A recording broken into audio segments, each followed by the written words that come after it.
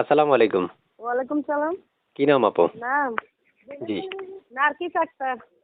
নার্গিস আক্তার। জি। বয়স কত? একটু জোরে কথা বললেন।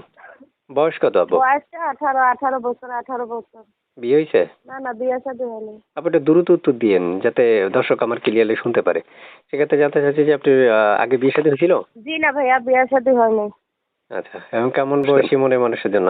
ভাইয়া বয়স তেমন কিছু না, যদি একটা ভালো মনের মানুষ পাই, আমার তো বাবা মা নাই, যদি একটা ভালো মনের মানুষ পাই জীবন সঙ্গী বানাবো, সেই জন্যই আমার প্রতিবেদনে আসা, বুঝছেন? আগে পরে প্রতিবেদন করছেন? জি। আগে পরে প্রতিবেদন করছেন আর? না ভাই আর কখনো প্রতিবেদন করি নাই, প্রথম প্রতিবেদন। এই প্রতিবেদন নাম্বারটা কার? কারে বলে সেটাও জানি না। এই নাম্বারটা আমারই। এই নাম্বারে ফোন দিলে আপনাকে পাওয়া যাবে? জি এই নাম্বারে ফোন দিলে পারবেন।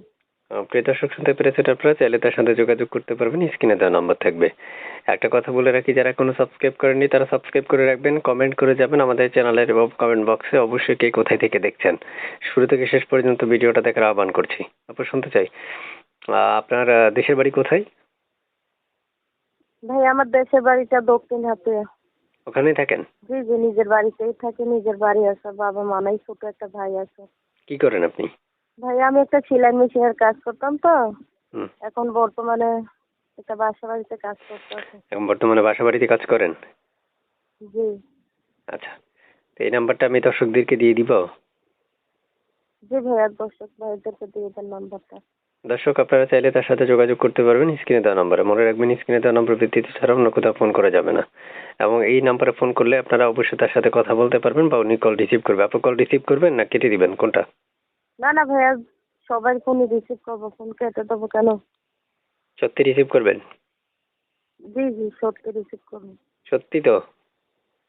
সত্যি, আপনার সাথে কি মিথ্যা কথা বলতেছি? সবাই আশা ভরসা করে ফোন দিব আমার, আমি ফোন কেন রিসিভ করবো না বলুন? প্রিয় দর্শক আপনারাই শুনতে পেরেছেন, উনি কল রিসিভ করবে। এখন আপনাদের কল দেওয়ার পালা। কল দিবেন অবশ্যই তাকে সাথে কথা বলতে চাইলে। যদি সে কল রিসিভ না করে তাহলে সেই ক্ষেত্রে আপনারা কমেন্ট বক্সে আমাকে কমেন্ট করে জানাবেন। অবশ্যই আমরা আপনার কলটা রিসিভ করার আহ্বান করে দিব। ঠিক আছে? ভালো থাকেন। আল্লাহ হাফেজ। আর কিছু বলবেন? না ভাইয়া এটাই বলুন। ঠিক আছে, আল্লাহ হাফেজ।